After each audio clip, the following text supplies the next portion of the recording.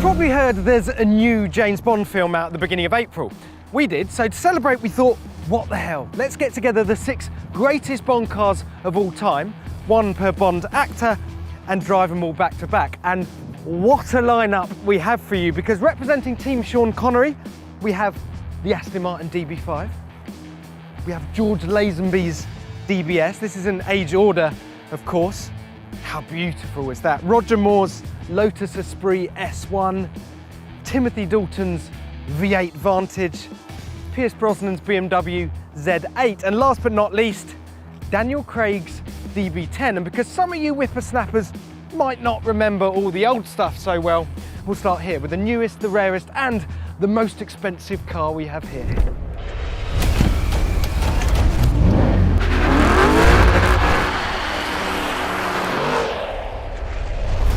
Yes, only 10 DB10s were ever built for the 2015 film Spectre, and only one was ever sold to the public.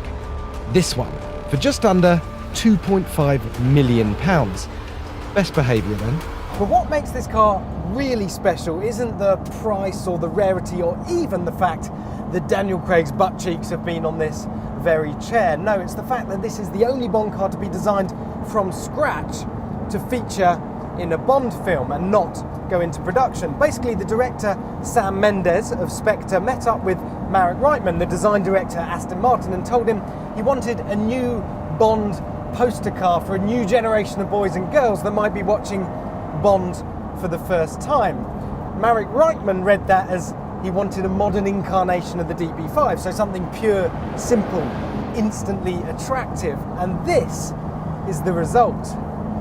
And it looks absolutely sensational. But there's nothing prototype about the way it drives. That's because under this carbon fibre bodywork is a modified platform from the old V8 Vantage. It's got a wider track, longer wheelbase, a 6-speed manual, and the old 4.7 litre V8 producing around 500 horsepower. This is the naturally aspirated V8, of course, before Aston started using Merck's twin-turbo 4 litre, which is why it sounds, well, like this.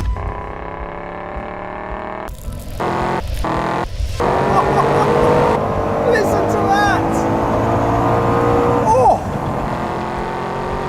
But of course, this wouldn't be a Bond car without some gadgets, and the DB10 is fully loaded. It gets an ejector seat, just like the DB5, a 2-stage process. The first is a button that blows off the roof, and the second is a little flip switch on the top of the gear lever that ejects the driver and seat up into the air and parachutes them down to safety somewhere away from the danger. Now, this car doesn't actually have that flip switch on the gear lever, but it does have one of these, which is a hydraulic handbrake for flamboyant driving scenes.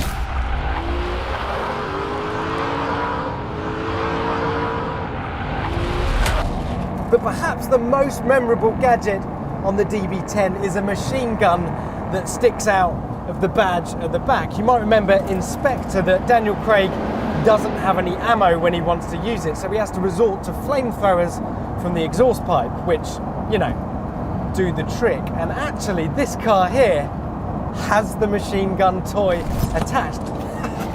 How cool is that? We've got machine guns! As if it needs any introduction, this is the BMW Z8. Designed by Henrik Fisker, yep, the bloke behind the Fisker Karma and more recently the Tesla-chasing Fisker Ocean EV, it's a homage to the BMW 507 from the 50s. Weirdly, for a car that was retro when it was launched 20 years ago, it doesn't look terrible. It's aged brilliantly, in fact. Bond and Aston were on a break when this appeared in the 1999 film The World Is Not Enough, and it's not bad, is it, for a rebound relationship? Z8 can go for as much as 200 grand these days, but you can see why, because it's still such a sweet car to drive, especially that engine, 5 litre V8 naturally aspirated, 400 horsepower. It's the engine from the E39 M5, so you've got loads of torque and it sounds absolutely fantastic.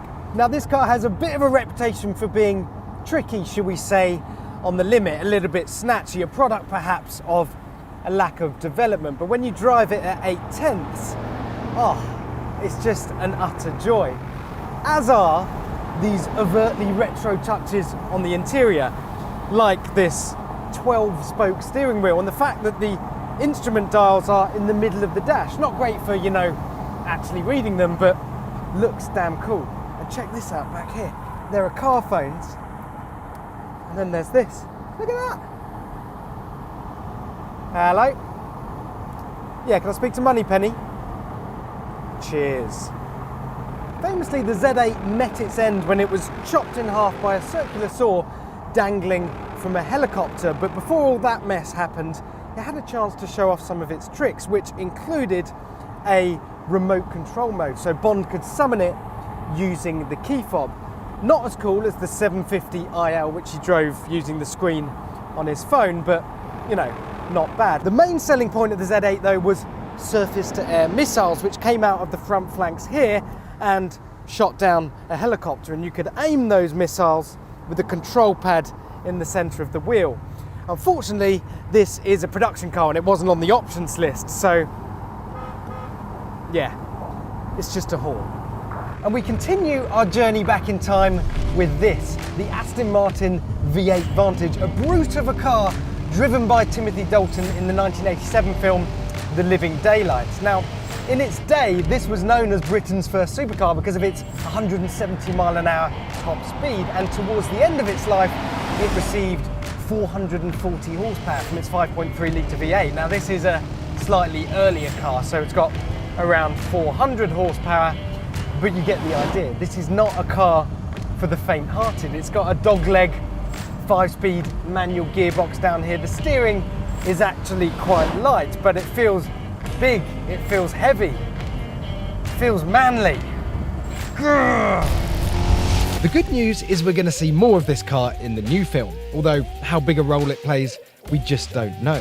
What we do know is when this car first appears in The Living Daylights, it's a convertible, but after being sent to Q Branch for a fettle, it reappears with a fixed roof, like this one. All part of being winterized, says Q.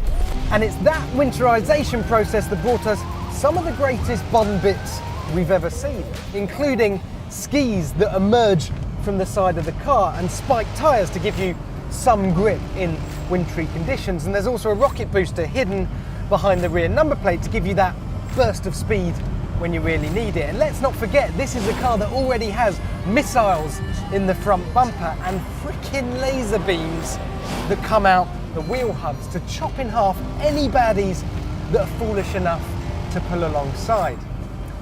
But more than anything, it just looks cool, this car, doesn't it? I think I want one. Hit it! That's what I'm talking about. Wait! Okay, now, from the beginning.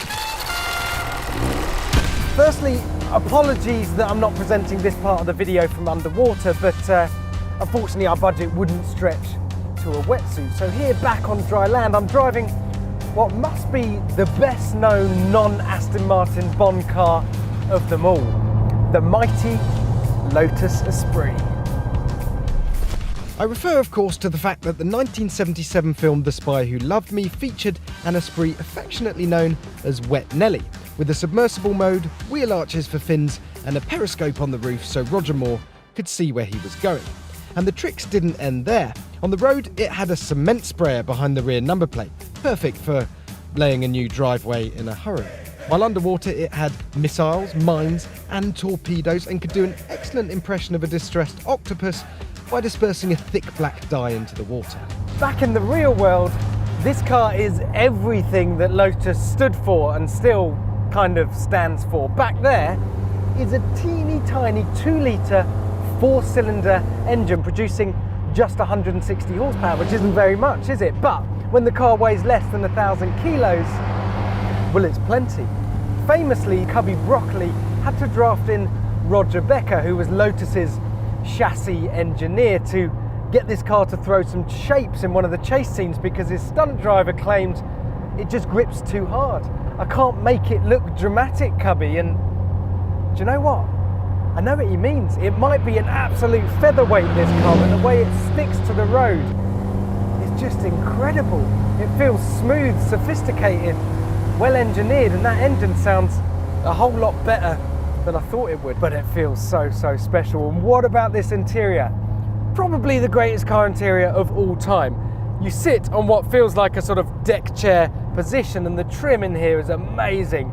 Green and orange tartan. You've got this instrument panel that just wraps around you with the greatest switch of them all. Pop-up headlights. I'm just so grateful I've eventually got to drive this car. I feel so privileged to be allowed to have a go in this. And if I'm honest, I'm quite grateful it hasn't broken down. Let's face it, if there was a whipping boy for this group, this would be it, the DBS. It's got a straight 6 to the Vantage's V8, and it only appeared in one film, alongside the Bond, who only appeared in one film, George Lazenby in On Her Majesty's Secret Service. And get this, it's got no gadgets. I'll repeat that, it's got no gadgets, apart from, I suppose, a case for a sniper rifle in the glove box, but frankly, that's a bit pathetic. And it gets worse. In one scene, it's shown covered in flowers for Bond's wedding to Tracy, and in the final scene of the film, Tracy is shot dead while sitting in the car, proving it doesn't even have bulletproof glass. Outrageous, right? However, though its Bond credentials are weak, this is still a beautiful car. It was on sale in the late 60s, it crossed over a bit with the DB6, but this heralded a new, more modern era for Aston Martin design with its squared off front end. And it's such a memorable driving experience. 4-litre, inline 6, 300 horsepower, sounds fantastic. Of course, it feels so special. This car here has been fully restored, so feels tight as a drum. So as I said, it's a special car. It's just not a proper Bond car. Unlike this. This is the car that pops into your head when you hear the word Bond. A car that first starred alongside Sean Connery in the 1964 film Goldfinger and has appeared in 7 other Bond films since, including the new one, No Time to Die.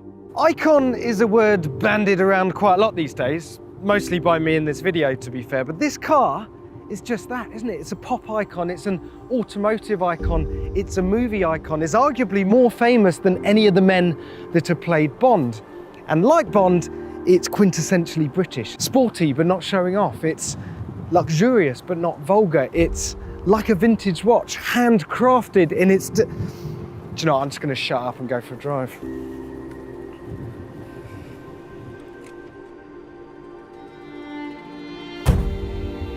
And we begin with the gadgets, because the DB5 is where it all started. In fact, to begin with, this car only ever had a smoke screen, but as members of the crew on Goldfinger kept coming up with increasingly good ideas, well, they kept adding them to the car. So you got the bulletproof screen at the back, you got the machine guns that came out the front indicators, the spikes that came out the wheels, the oil sprayer out the back, and of course, the ejector seat, which featured both in Skyfall and Goldfinger originally. And you know what? It's important, this stuff, because these are the kind of things that kids dream up, and the DB5 made them real. So, a 4-litre straight 6, 282 horsepower, 5-speed manual. It feels lively, sporty even, but sporty from an era when smoking 20 Lucky Strike was considered beneficial to your tennis game. It's not the fragile classic you might think, but in GoldenEye it has an evenly matched ding-dong with a Ferrari 355. Let's just say artistic license was used liberally in that scene. More than anything though, there's a sense with this car that if I crash it, it's a perfectly original example worth over £500,000, my life wouldn't be worth living. So I'm taking it easy today. I'm in chill out mode. The f*** is that? This is Mark Higgins, rally driver turned stunt driver, and the man tasked with making Bond look like a driving god on the big screen. I've got a feeling that DB5 isn't entirely standard.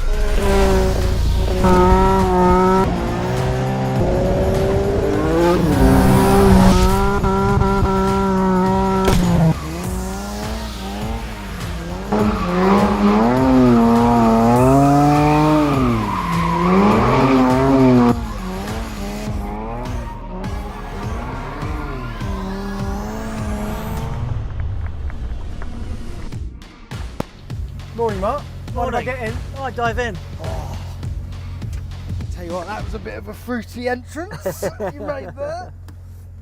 I think I might have to put my belt on. It's probably a good This idea, one. actually. I think so. Probably a sensible idea. Now, this is an actual stunt car from No Time to Die, is that right? Yeah, this is one of the very ones we used. There was a few of them. Real nice little toy, to be honest. It does everything it should do. Yeah. It was great fun to drive on the film. So I've heard, so this is, it looks perfect. It looks like an actual DB5. We keep mistaking it with the original one we got over there, but this is a replica carbon fibre body Yep. plonked on top of a donor car. Can you tell us about what's underneath it? No idea what that could be, to be honest. Yeah, I don't know. Do you know what? It's lucky you're good at driving because you're a rubbish actor. It sounds, I don't know, 6-cylinder German rear-wheel drive to me, but you know, who am I to say? Either way, it's an amazing piece of kit. It's great, and one of the great things about the car is it's so much lighter as well. Yeah. And that makes a big difference on how you can actually drive it. So he can throw some shapes in this thing. I could try. As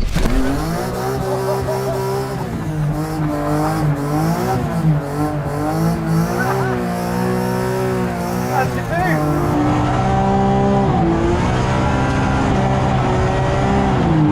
I would ask you a question, Mark, but I don't think we can hear each other in here. It's so loud. Yeah. Oh!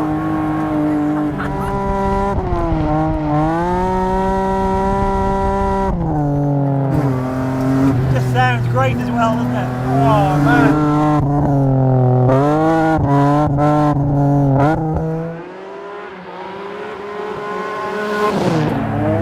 You've got a rubbish job, haven't you, Mark?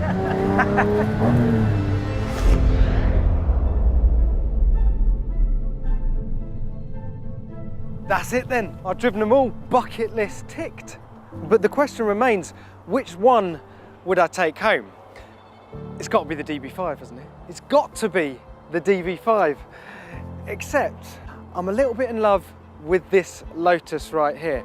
Honestly, it's the most surprising car I've driven in a long, long time. How can something as wedgy as that still be comfortable and refined? It's witchcraft, honestly. Actually, do you know what? Sod it, I'm gonna have them both. I'm a cop-out, what can I say?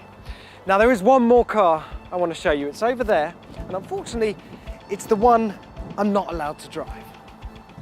The Aston Martin Valhalla. If you need a reminder, that's Aston Martin's roughly 1,000 horsepower, £1 million V6 hybrid hypercar. It's the son of Valkyrie, and it should be on sale around 2022 now that Aston Martin has secured some funding. This car here is a movie hack, so it's a Valhalla body placed on top of an undisclosed donor car. The truth is, we don't even know how big a role this is going to play in the new film No Time to Die. We don't even know if James Bond actually drives it.